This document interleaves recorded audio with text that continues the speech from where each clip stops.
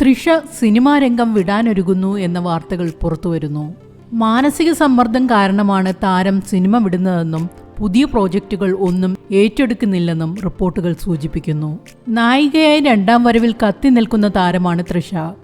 ഒരു ഘട്ടത്തിൽ വിവാഹ നിശ്ചയം കഴിഞ്ഞ് വരൻ തുടർന്ന് അഭിനയിക്കാൻ സമ്മതിക്കില്ലെന്ന് പറഞ്ഞതിനാൽ ആ ബന്ധം ഉപേക്ഷിച്ച ആളാണ് തൃഷ എന്ന് പോലും കോളിവുഡിൽ സംസാരമുണ്ടായിരുന്നു.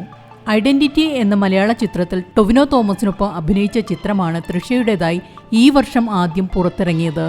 ആ ചിത്രത്തിന്റെ വിജയത്തിന് പിന്നാലെ ഫെബ്രുവരി 6-ന് അജിത് നായകനായി എത്തുന്ന വിടാമുയർച്ചി തിയേറ്ററുകളിലെത്തും. അജിത്തിനൊപ്പം തന്നെ അഭിനയിച്ച മറ്റൊരു ചിത്രമായ ഗുഡ് ബാഡ് അഗ്ലി ഏപ്രിൽ 10-ന് റിലീസ് ചെയ്യും എന്നാണ് വിവരം.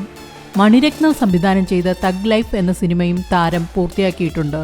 നിലവിൽ തൃഷ അഭിനയിച്ചു വരുന്നത് സൂര്യ 45 എന്ന ചിത്രത്തിലാണ്. തൃഷ തെലുങ്ക് ചിത്രത്തിലും സജീവമാണ്.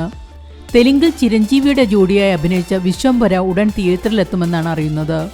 ഇത്രയും തിരക്കുള്ള നടി എന്തിനാണ് സിനിമ വിടുന്നത് എന്ന ചോദ്യമുയരും.